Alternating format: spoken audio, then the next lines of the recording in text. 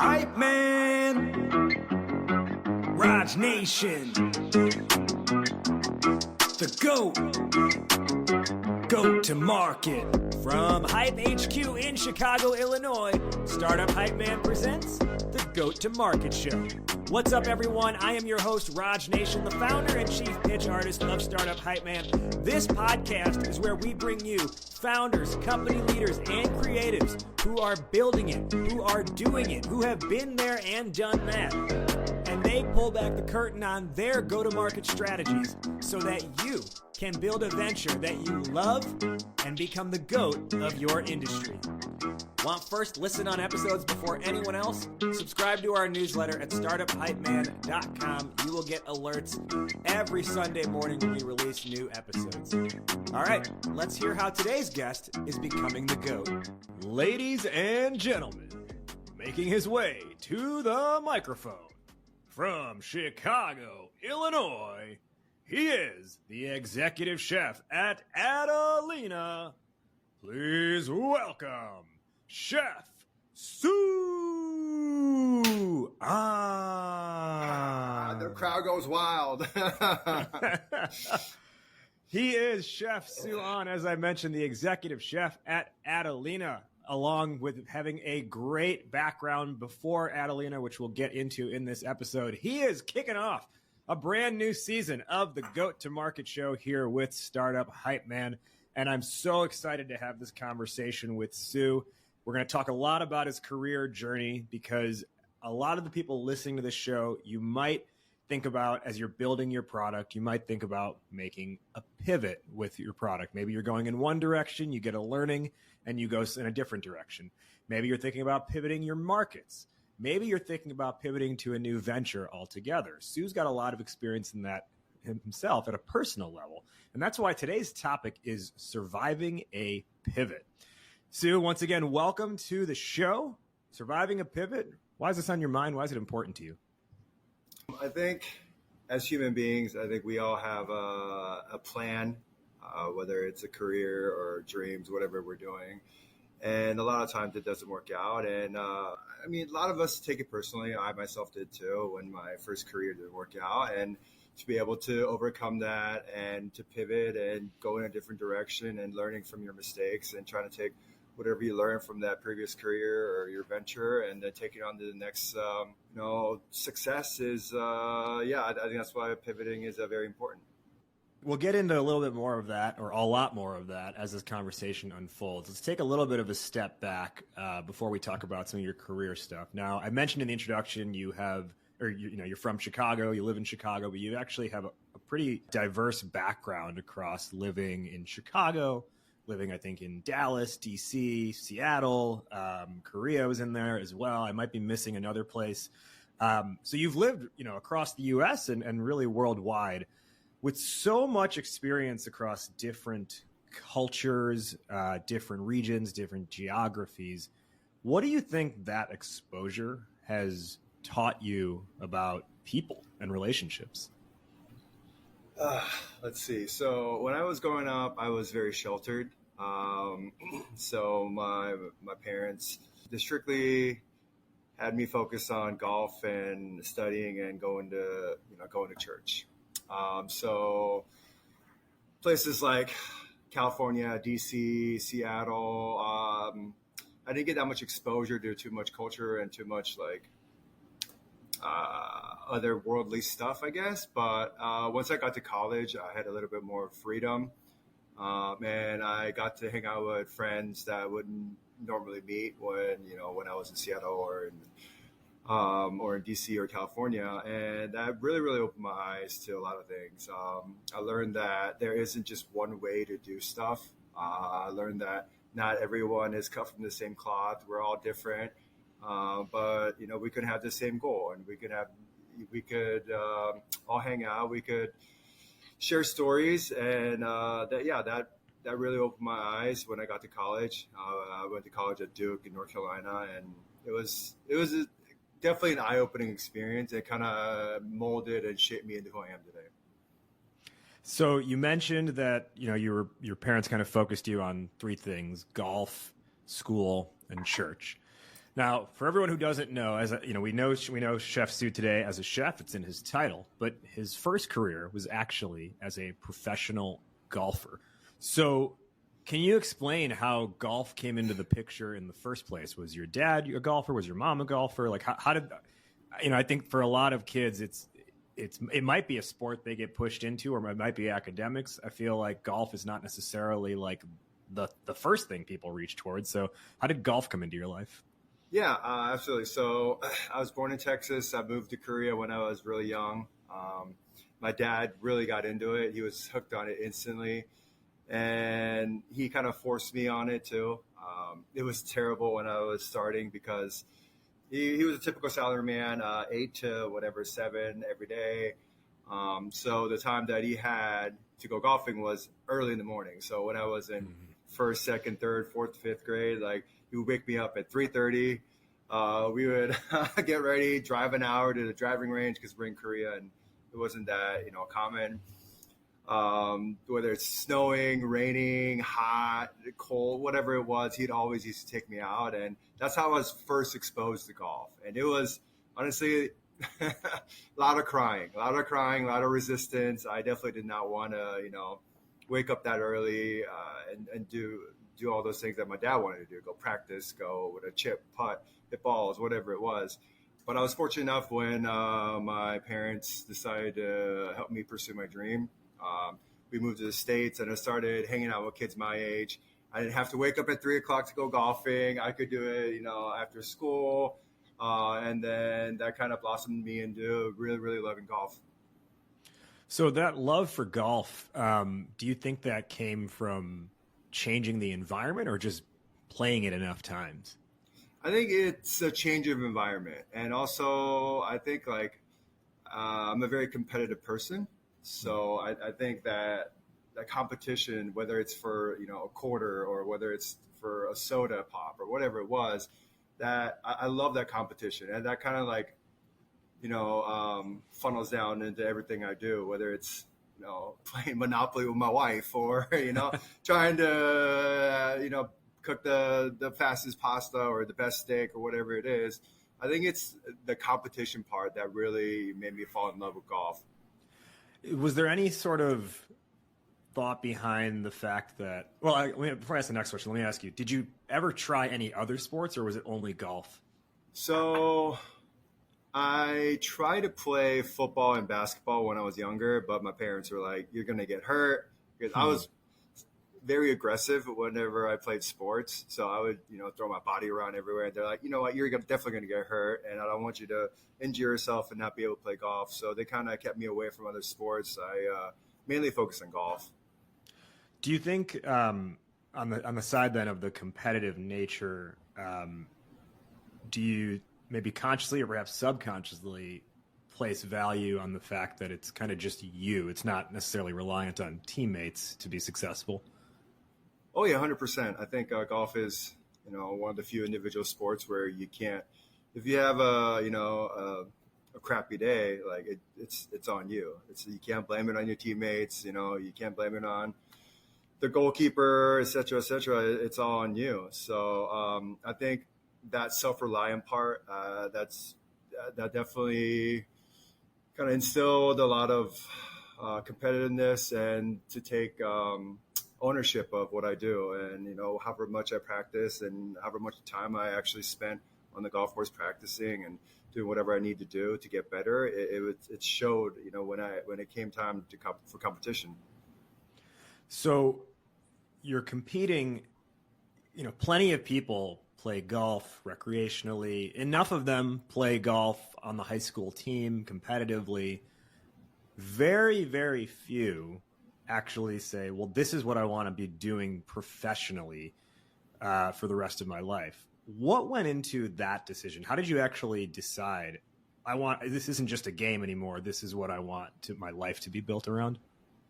It was more let's say in elementary school, people always talk about, oh, what do you want to become when you grow older? It's like, oh, fireman or police officer or whatever, lawyer, blah, blah, blah. I mean, ever since I was very, fourth, fifth grade, I just that was my goal. That was the only thing that I had in mind.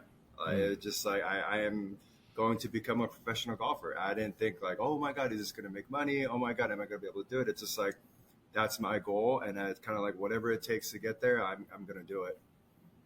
So you play golf at Duke, but you actually leave Duke. How did that decision either help or hurt the ability to then go on and play professionally? Oh, absolutely. So good example of pivoting.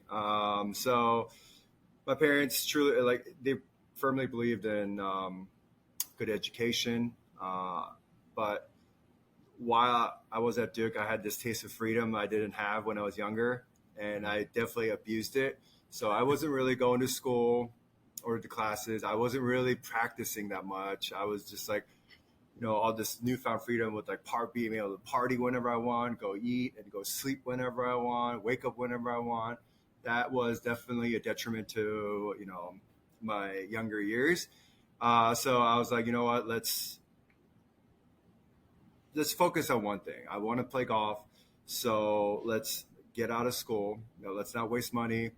Go get a job and, let's play golf. And then let's see what happens. So it was definitely a tough decision. My parents were definitely a little heartbroken about the fact that I, like such a great college and that I didn't finish. But I think they understood that if I was there, it would have hurt me more than it would have helped me. Well, I'm sure coming from, it sounds like a more traditional Asian family where I'm going to guess education is valued. It probably was a little bit of like a pride hit as well from that your parents were feeling. Oh, 100%. Yes.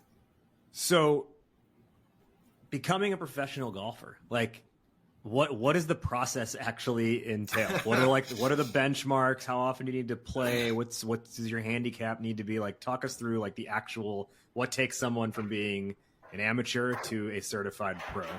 Oh yeah, absolutely. So there's a couple of different routes. You could go on top of a mountain and shout that you're a pro, and then you become a pro. That's one way to do it. But so there's like a route you can take where you can be a teaching professional. You have to take a bunch of courses, work an extra amount of hours at a country club or a golf club, and then you become a teaching professional. I took the harder route where it's more like whatever money I have, I kind of like take that and I apply to tournaments for the tournament fee. And if I do well, I get paid. So difference between the professional and amateur is the fact that you can actually get paid, by placing in golf tournaments. And when it comes to higher level, let's say PGA, the Korn Ferry or the Latin American or the Canadian Tour, that you actually have to qualify for it. You have to have there's like a rigorous process where it's like it's 2 stages usually. Well, the PGA Tour, I think it's 3 stages, sometimes 4. You have to make it through each stage. It's not like, oh yeah, last year I made it through stage 3. I can go back to stage 3 this year. No, it's like, if you miss it from stage 3, you got to go back to stage 1 and then make your way all the way through to 4 stages to get on the tour to get that card. And even then, it's not necessarily guaranteed that you're going to be able to start in every single tournament you want to. You don't get to pick and choose. It's like sometimes, you might not be able to get a tournament because it's a very prestigious tournament where all these great players come, so you can't play in that one. Sometimes you get to play in like these cool ones because somebody, withdrew and because they're sick or etc. So it's tough. It's like I said before. So were there like moments where like you think you're going to play, but then you find you're almost like waitlisted and you don't find out if you're actually going to be in it until like day before? Yeah. So I didn't get high enough in my career where I was able to experience that, but that happens all the time. Like I have a couple of guys who are currently on tour, and it's like, it's a weight game. It's like you get there, you spend, X amount of dollars to fly to the tournament. And then Thursday morning you're waiting just for somebody to withdraw. But then it's like, oh, sorry, for coming here, but you can't play in this tournament. So you literally spend thousands of dollars to get there and not be able to play. Yeah. So at that point, then, is it like you play in a certain number of tournaments, you get to place in a certain number of tournaments, and then you're given the tour card? Is it average score? What is the, I guess, certification then become? So it's like I said, it's a like a 2-stage process for the Latin American Tour card that I got. So it's like it starts with 100, maybe like 40 players, and then after 5 days of playing, like top 50 move on to the next stage, and then on that next stage there's probably still like 140, 150 guys, and then 4 more days of playing, and then from there it's a top 20 guys that get that full exempt status for the year. Yeah. And it's 1 year, but it that's it. It can be revoked, I guess, if you don't meet the standard again the following That's year. correct. Yeah. If you don't play well, let's say you have your tour card for 2025, you don't play well next year, you got to go through that whole process again. Wow, that's intense. So you kind of have to always be on. You got to be practicing a lot to stay on top of your game. What's your favorite course you've ever played on? Favorite course? I'm going to be a little biased here. I played a good amount of places, but as of now, there's a place in Chicago called Old Elm. It's a very old country club. I think there's like 100 members there, and out of the 100, maybe like 15 play.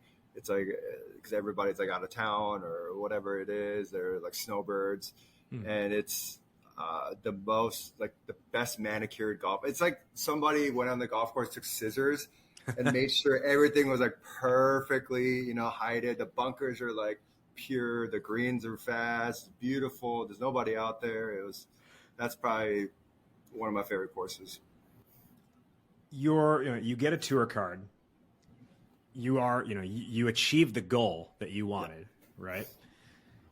What did that feel like to take, what you were doing at 5, 6, 7, 8 years old, third grade, telling people, I want to grow up to be a pro golfer. And then did you have a moment of like, hey, it's happened? Or did you just kind of like move on to like, you're in it and you don't even think about it? There was definitely like a moment of, I don't know, like a relief, I guess, or like, wow, like I semi-made it.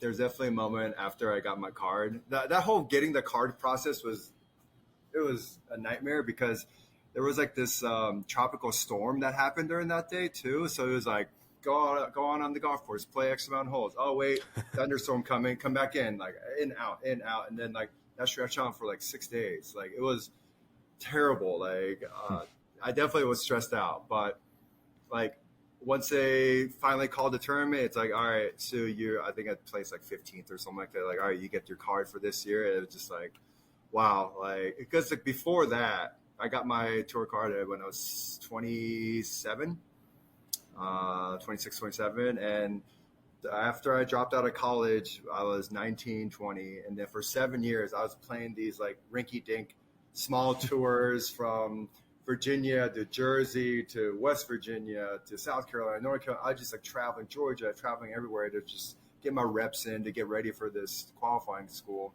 And for that 6 years of practicing and to finally have it paid off, there was definitely a moment of like, oh man, it was definitely worth it. That's great. Now you have the moment, it finally happens. What happens that then makes you say, you know what, I actually don't want to do this anymore? So the schedule is pretty rough. And also I was traveling to South America. So it's usually 3 weeks of tournaments back to back to back, and then 1 week off, and then back on 3 weeks back to back to back, and then 1 week off. So during that time, if you, let's say, and after 2 days of the tournament, if you miss a cut, you don't play the weekend and you don't get paid. And it's not like, I lived in Florida at the time, and it's not like I was in Georgia where if I missed a cut, I could just drive home or fly home and I could just sleep on my own bed. Like you had to stay there and just kind of like stew on what you did wrong, like what you could do better, and just kind of just hang out there and practice, and then go on to the next tournament and do it all over again. And missing almost every cut, I think I made 1 or 2 cuts during the year. That really took a toll, A, on my body because I was traveling so much, and like you were sleeping in a different bed basically every week, and B, like psychologically, like mentally, I was just so drained. It's every shot mattered, and I was like, man, I got here, but why can't I just make a cut? Why can't I just do better? And I kept self-doubt crept in a lot, and it was an amazing time because I got to travel to those different countries, but at the same time, it definitely took a toll on my body and, on my mental state. I want to kind of dig into that part a little bit more because I think a lot of the people listening to this who are entrepreneurs, maybe not a lot, at least some of the people listening to this who are entrepreneurs, may be at sort of like a inflection point with their companies where, they've achieved a certain status or gotten to a certain milestone, and then it's not carrying forward or progressing at the speed at which they thought it would or want to, or they're just not making, the steps that they thought they would, or maybe they're just not even liking it. Mm-hmm. Can you kind of like just share a little bit more about what your mental state was like at that time? Because again, this is something you'd work your entire life for. And I imagine you didn't necessarily, when you're telling people in 5th grade, this is what I want to do, you didn't also have a plan B in mind. So, what did that mental conversation kind of sound like? So ever since I can remember, I had that dream. I have the dream of becoming a professional golfer and to get to a point where I can kind of, call myself a PGA Tour pro. Until the point where I got my card, I was like so grateful. I was like, yes, this is it. This is what I want to do. I was on cloud 9, obviously. And then once I started traveling, playing 1, 2, 3, 4, 15, 20 tournaments and missing every cut, it was definitely frustrating. It's like, am I not practicing enough? Am I not good enough? There's a lot of self-doubt that creeps in. There's a lot of, it's like, oh, well, maybe it's, I don't know, maybe it was my caddy, and then you start blaming other people. In reality, it's not anyone else's fault. And sometimes maybe it's not just like not the right time. And yeah, it was definitely one of the darker, like not healthy mental states that I had when throughout my life. I took note of some of the different emotions that you said there. So you said you started with gratitude. Yeah. Then it became frustration, doubt, blame. What would you say is kind of like the end of that chain or cycle? If like what started in gratitude ended up being blank? Defeat. Yeah, honestly, I was just like, man, like after a year and a half of it, I was like, you know what, like maybe this isn't right for me. And that was also a tough time too, because like so many things happened during the time where I wanted to kind of like transition to a different career. During that time, my father passed away. My grandma, who basically raised me, passed away. And I actually had a chance to just go live my dream again, because I qualified for the tour card again the year after, but I didn't have enough funds. Like I just didn't have enough money to travel. So I like literally, it was like handed to you. It's like, oh, all you got to do is pay X amount of dollars and then travel and do this and that. But I couldn't even do that. I couldn't even muster up the money to do that. So it was definitely defeat. It was definitely beaten down. Do I try to do this again or do I not do it? But I think at the end I came to peace that, all right, I tried my hardest for a year and a half. It's okay. I still have my love for golf and I can still play recreationally. I can still enjoy it. But, if I want to maybe have a family one day, maybe have a wife, maybe get married, let's find something with a little bit more stability. Let's see if I can pivot from here. We're going to get into that pivot in just a second. You mentioned some of those events that happened that made it, even harder. What was that like with your father's passing, in the context of like, he was the one who pushed you into golf in the first place? Yeah. I mean, I'm sure you had, a series or a whole host of emotions around it, but was there any kind of like energetic release? Because there wasn't this like pressure to live up to something now from a fatherly perspective, or am I totally just like projecting a hypothetical? So I think I was more, once again, this was like a very dark time in my life. And I think I was more disappointed in myself that this dream that I had that I always told my parents and my father especially. It's like I want to become a professional golfer. I can't wait to take you out on tour and have you watch me play. Like I just like never got to that point where he could come out and watch me, play well. So I think I was more disappointed than relieved, honestly. And also, I'm pretty hard on myself. I don't show it. I don't tell anybody. But I'm like my own worst critic, and to not be able to achieve the goal to the extent that I wanted to was definitely disappointing. More good stuff from my interview right around the corner. But first, I want to make sure you're aware of this exciting opportunity. Now, tell me if this sounds familiar. Yacht parties, fast cars, fine dining. No, not familiar? Well, everyone else thinks that's startup life. But founders, we know it's more like late nights, public transit, and ramen noodles. See, building a disruptive product is grossly underestimated, and it requires this rare combo of skill and experience. But you never know what you're going to get with an offshore team. That moonlighter who said they're good for it is now ghosting. And accelerators will teach, but they won't build for you. And it feels like everyone who can help wants money or equity or both. And any wrong decision just puts the launch at risk.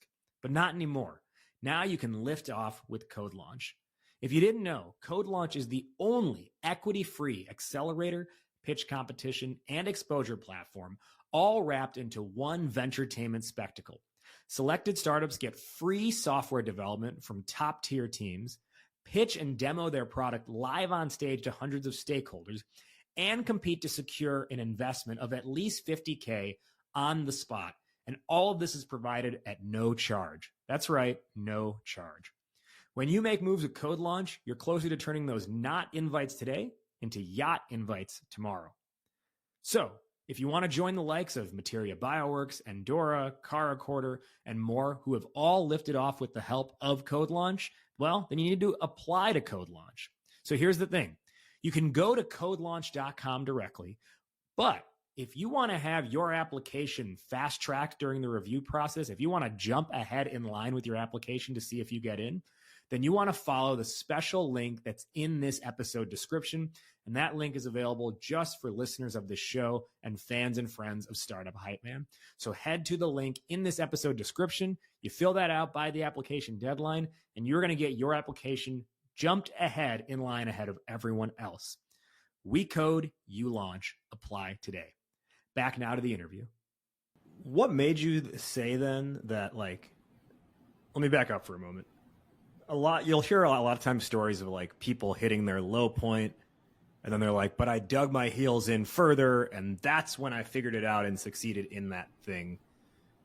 What was it in particular that made you be like, I've quote unquote hit, what I've established as my low point and that's as far as I'm going to take it, especially given you had put so many years of your life in that one direction, right? It could not have been an easy decision to be like, let me do something totally different now. So what made you say, I am good letting this thing go?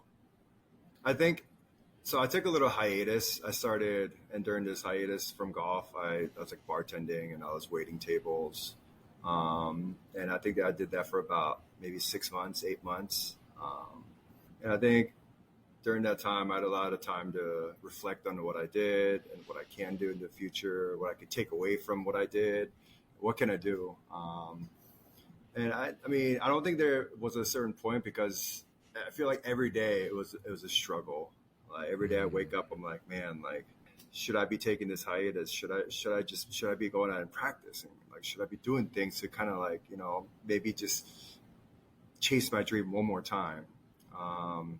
But I think having that long stint of not playing golf and just kind of working and just reflecting and seeing what I can do with my life. I think that was like the turning point. It wasn't just like a one-day thing. It's like, oh God, like the lights came on. It's just more like over the course of time, I slowly started to just accept the fact that, all right, so golf it's still there. It happened, it's still a big part of me and who I am today, but let's move on. And then let's make, a different me, or like, let's write a new chapter now. Like that chapter is done.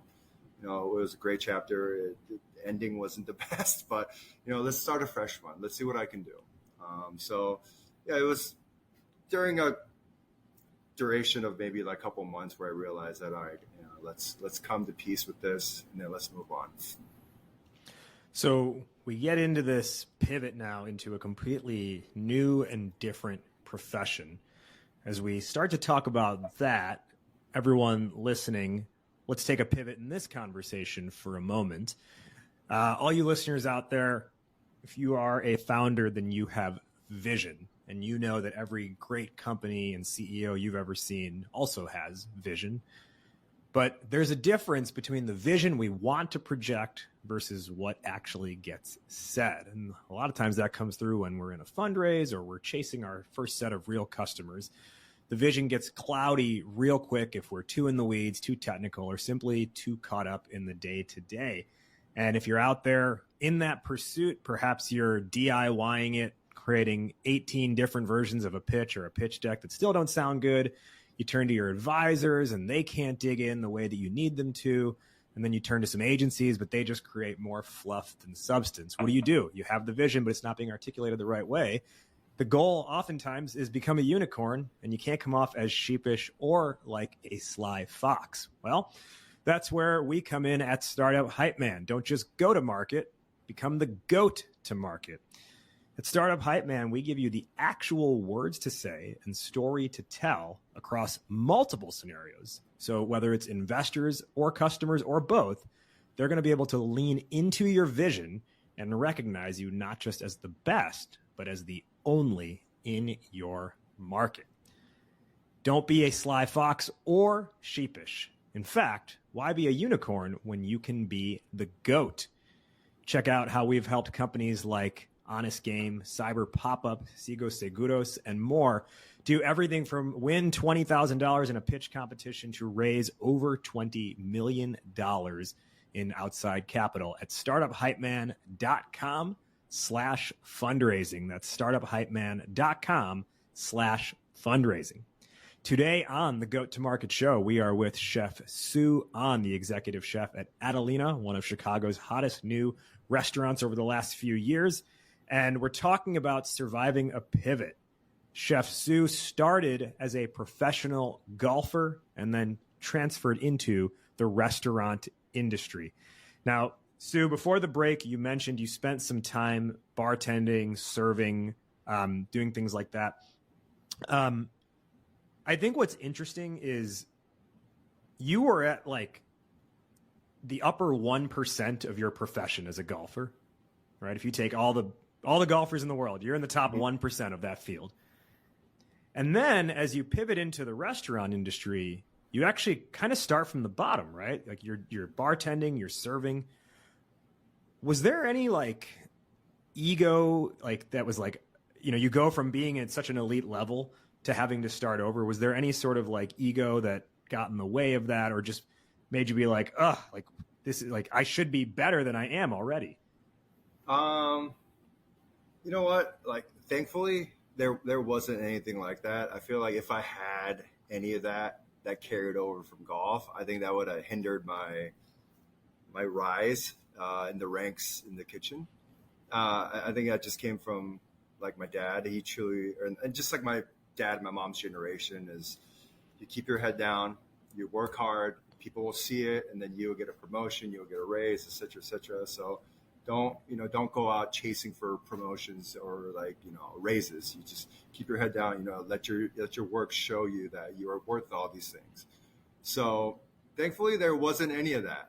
And I am like so grateful to my mom and my dad for instilling this like hard work ethic in me, and, just squashing the ego when I was really young. And also golf does that to you too. Like it'll put you in your place. You're like, oh man, I got this figured out. Very next shot, you're like, no, I don't think so, buddy. So I'm very fortunate to play a sport where your ego is constantly kept in check. And that definitely carried over well into me getting exposed to the restaurant industry. So I guess in that process of learning new skills, right, you go to culinary school. What's the balance in your mind of I'm learning something new and this is exciting and this is interesting versus I don't know how to do this thing yet, and maybe that's a little bit defeating? Were you more in the former camp or the latter? A little bit of both. It was definitely scary going to a new industry where I had very little knowledge about. But just like from my parents, just whenever I get hooked onto something, whether it's a hobby or a collection or a new career, I dive in deep. I go down the deep end and the rabbit hole. So like when I first started culinary school, so we had labs, which were like, you go into like an actual kitchen and the instructors show you how to do certain things. So that would start at 6 a.m. and then end at 1.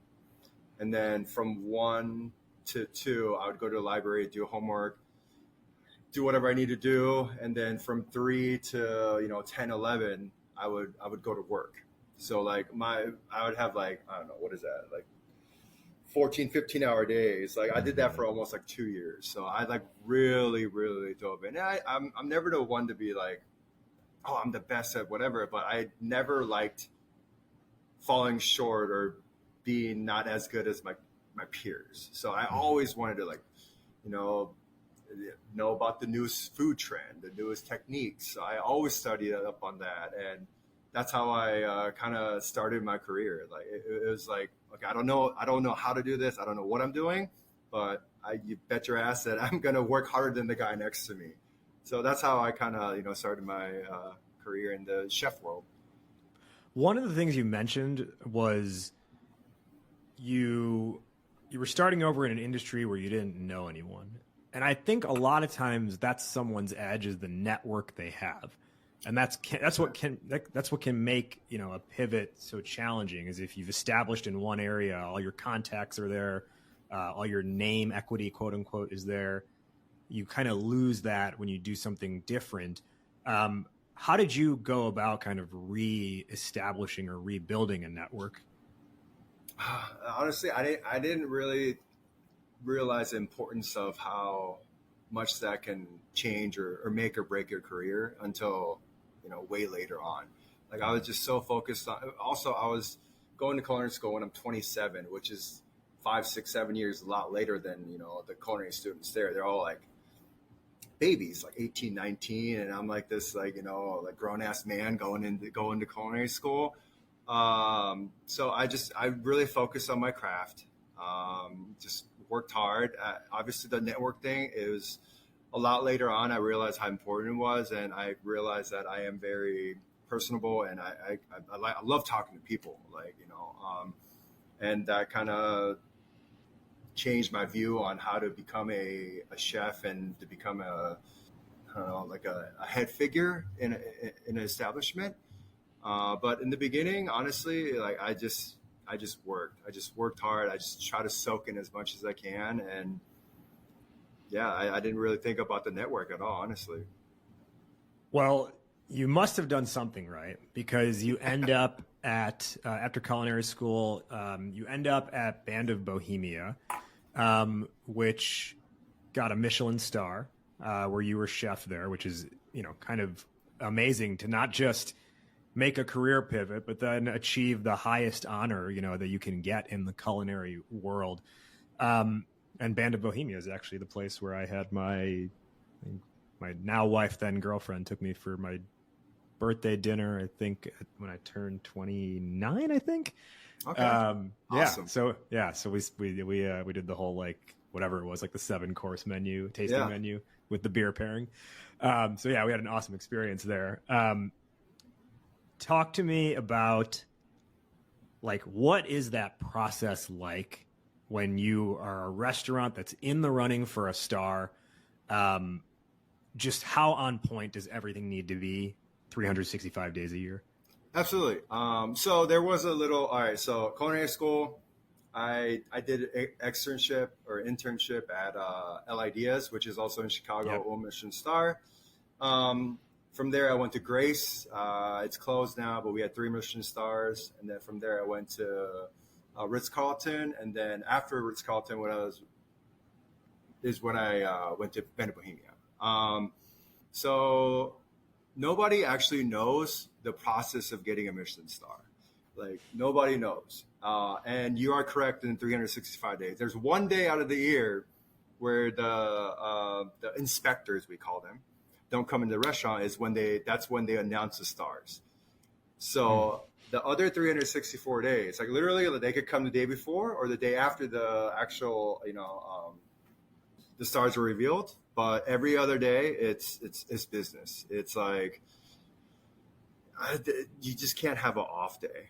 It's kind of like golf almost, in a sense that, like even on your off days, like, can you make it as good, if not better than people's average days? Like, I don't know if that makes sense. Like, can your lows be as good, if not better than people's highs, or like their average? So standards were very high. Tensions were very, very high. I mean, you just couldn't mess up. There was no messing up. Can your lows be as good as other people's highs? That's a pretty high standard to be carrying at all times. Yeah, I mean, it was.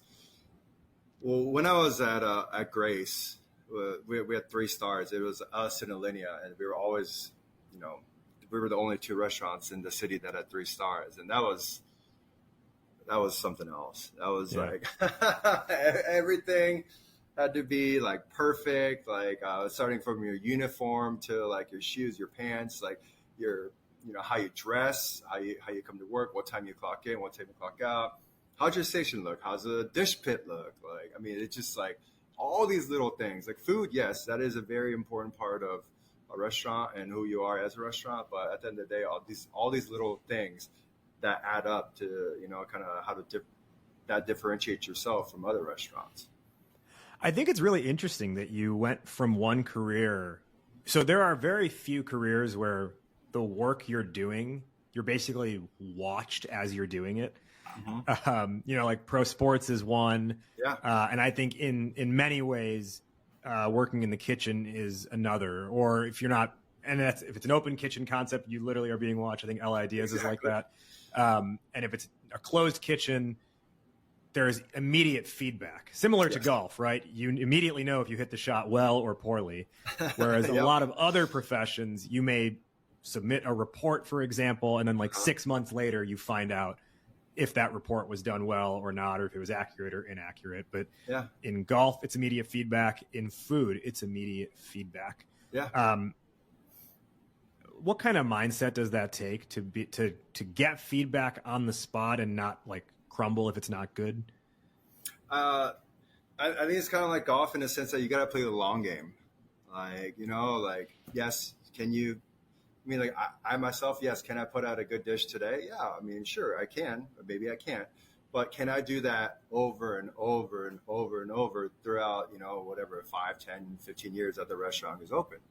And you just gotta have thick skin in this industry. Like people they will try to crumble you. They will try to just, expose you or just bash you on your food, whether it's good or bad.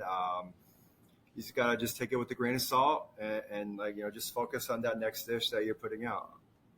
So that's another interesting point, right? It's also, it's another profession where you're open to criticism and vocal and public criticism, right? Someone who's, a marketing executive, not even that. I don't know. If you are really most other professions, you may never hear feedback. And if you do, it may actually be from your boss in a performance review meeting who's curating the answer, right? Not someone going on Yelp and being like, F this place, right? Like, I hate them, et cetera, et cetera. So the keyboard any warriors. Advice? Yeah. Any advice for how to be able to withstand criticism and not let it own you? So this is like a very quirky way that I run my kitchen.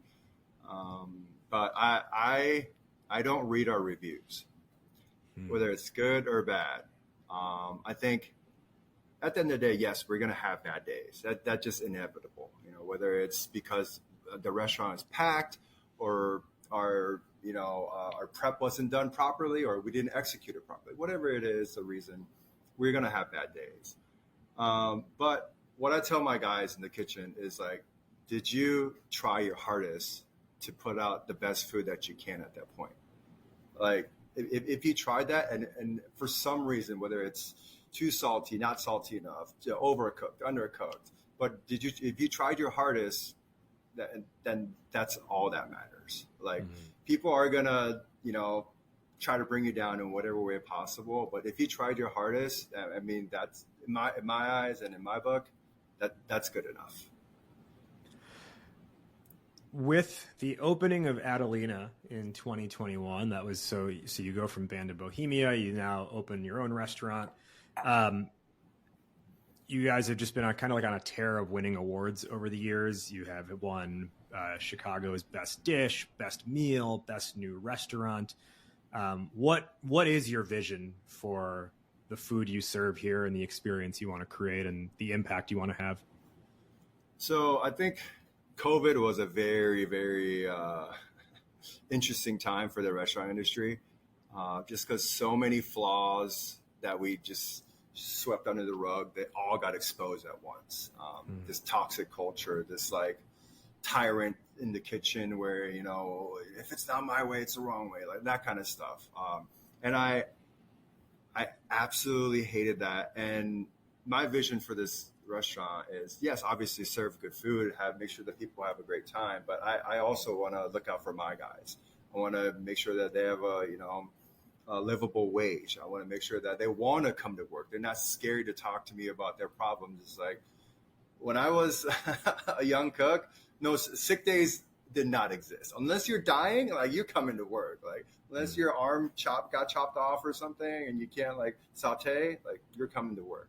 And that is a very, like, I don't know, that's not the type of environment that I want to grow, that I want to, instill in my guys or have in my kitchen.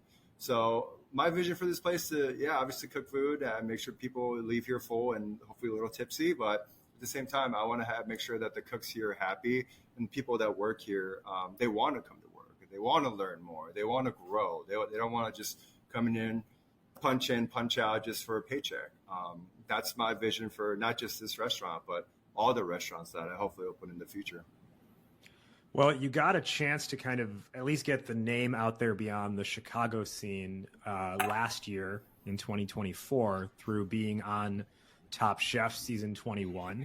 That's where I came to know about you, is through watching that show, along with actually two other Chicago chefs that were also part of the contestant lineup. You were the surprise entrant, being the last, the unexpected Last Chance Kitchen participant, and so you actually fought your way up from Last Chance Kitchen to make it onto the, let's call it like the main lineup or main roster, where you then made it all the way, I believe, was it to the final 3 or 4 chefs? Final 5 or 6, I think. Or the final episode before the last episode, basically, is what you made it to, which was an awesome run. How did... And let me ask you this first. You lived it. Did you watch it back when it was actually aired? No. I just hate hearing my voice. It's, I don't know. Maybe it's just me. I feel like other people are like that too. Like, I just hate my voice. And it's just like, it's very, like, I'm like, ooh, I did that. Like, why do I act like that? Why do I look like it? What am I doing? So my wife watched the whole thing. So I'm like, hey, just give me the Cliff Notes version of this. Like, well, how did I do? What can I do better? So my wife watched everything. I watched some of Last Chance Kitchen, but the actual episodes on the show, I didn't really watch. I just, I lived it. And, like what I like to keep that memory as is.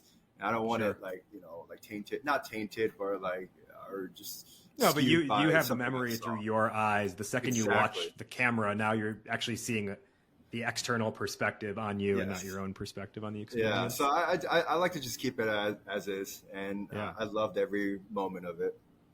Is it safe to say then that you will not listen to this podcast when it comes out? Oh, my wife will definitely listen to it. So will my sister, my mom, my brother-in-law. And I'll be like, all right, guys, let's have a meeting here. Let's do a Cliff Notes version of what I did wrong. What should I do better next time? So, it's a show for television. It is entertainment. But amidst that, are there any like techniques, skills, mindsets, etc., that you picked up from your experience on the show? Absolutely. I think you get a better idea of who you are as a chef when it comes to like pressure moments like that. There are people who can't really handle it. They burst and they, whatever, they lash out.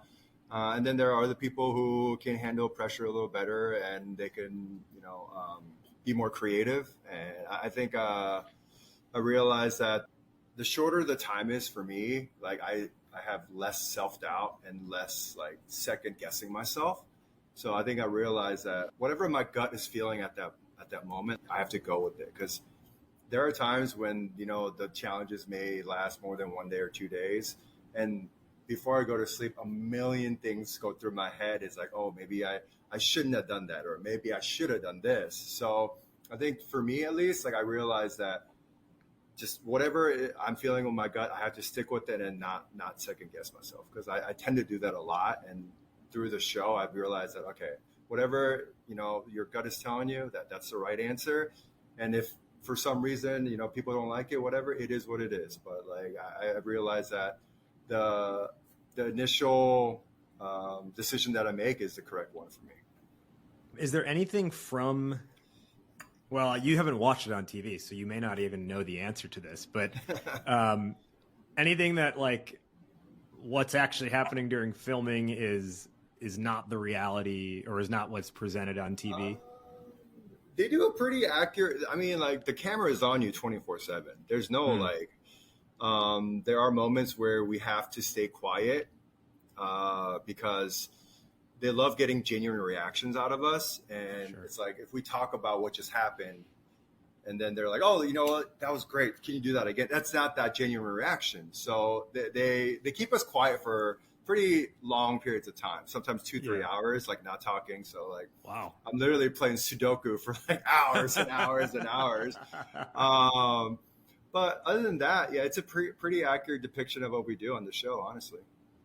Did you ever get annoyed? So as I'm watching the show, I always think it's so like funny that you're in this, there's like 20 minutes on the clock, and then someone has to ask, hey, what are you making over there? And like, as you're making it, you have to like narrate. Did that ever get annoying? It's tough, because like nobody's used to that. Like, unless you're like a TV host for a cooking channel, like, because like you're literally in the zone. You're thinking about what you're doing and thinking about what you have to do, like the 3 other things you have to do after that. So you're kind of having like a conversation in your head, but to break that and then just kind of be like, oh yeah, hey, I'm using, mangoes for this and I'm doing it this way.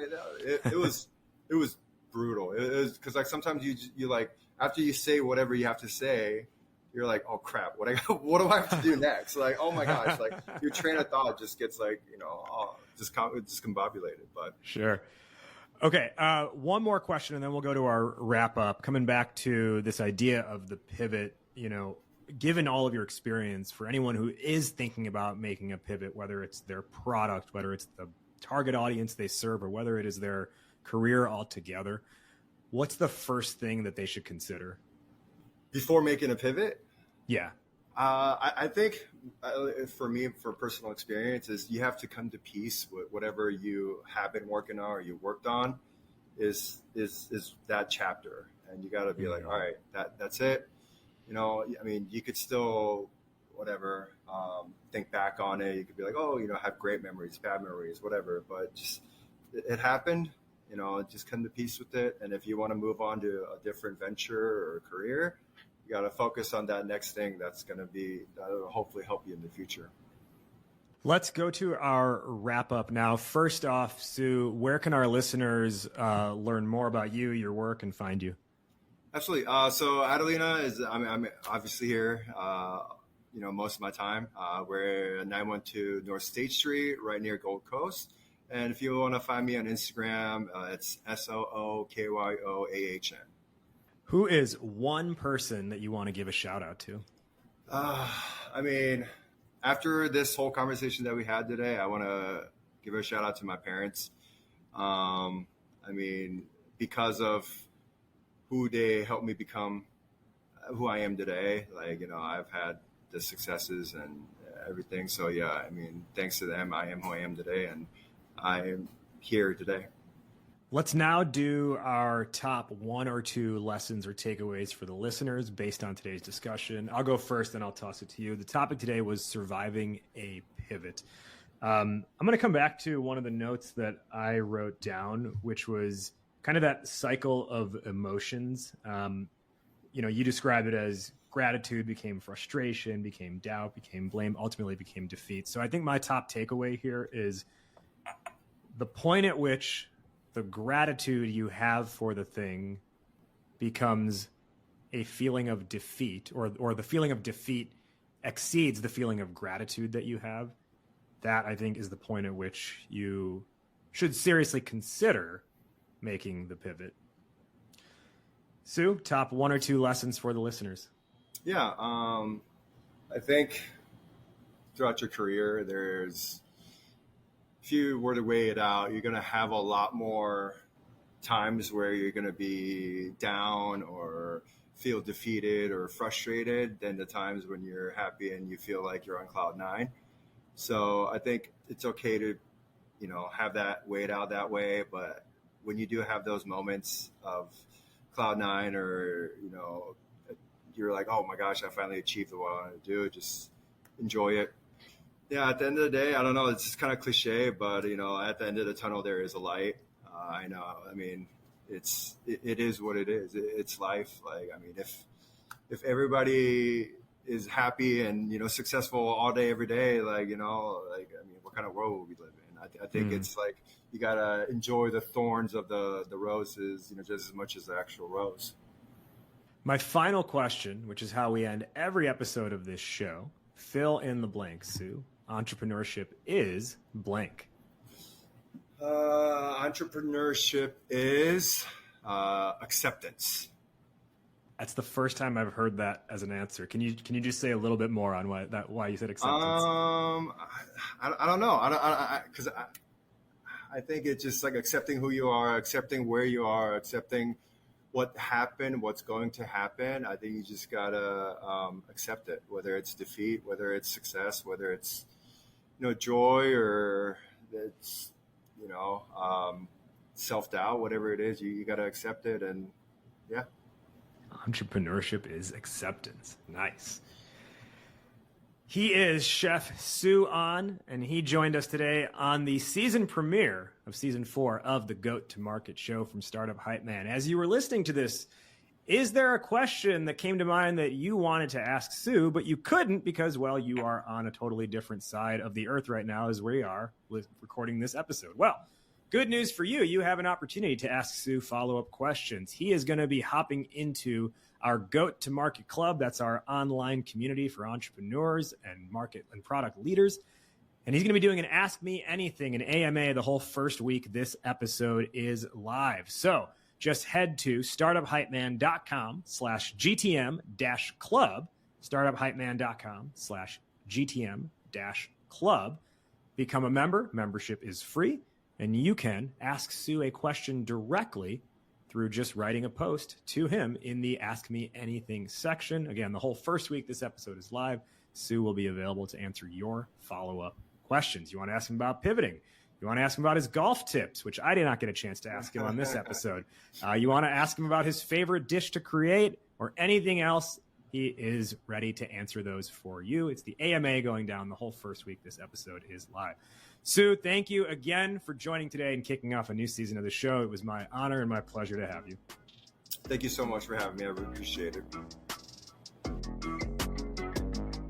That'll put a bow on this one. Before we head out of here, a couple quick housekeeping items. Number 1, did you like what you heard? Well, give us a subscribe and a follow. Maybe share it with one friend who you think would find this valuable. Number 2, remember that Ask Me Anything I told you about at the end of the episode? That goes down exclusively inside of Goat to Market Club, our online founder and startup community. And you can access it for free. And your membership is 100% free at startuphypeman.com/GTM-club. Number 3, need pitch help? Startup Hype Man is your man. Whether it's a fundraising narrative or a go-to-market or category narrative, we've got you covered to make sure you have messaging that doesn't help you just go to market, but of course, what? Helps you become the GOAT to market. All right, we will see you next week here on the Goat to Market Show. Thank you for listening. And remember, why be a unicorn when you can be the GOAT?